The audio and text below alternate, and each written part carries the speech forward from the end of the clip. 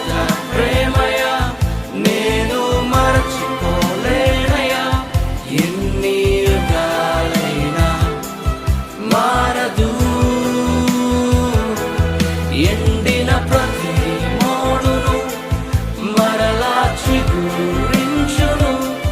నా దేవునికి సమస్తము సాధ్యమే. అవును దేవుని ప్రియ సంగమా, విలువే లేని మన జీవితాలకు యేసు విలువ తీసుకొచ్చాడు.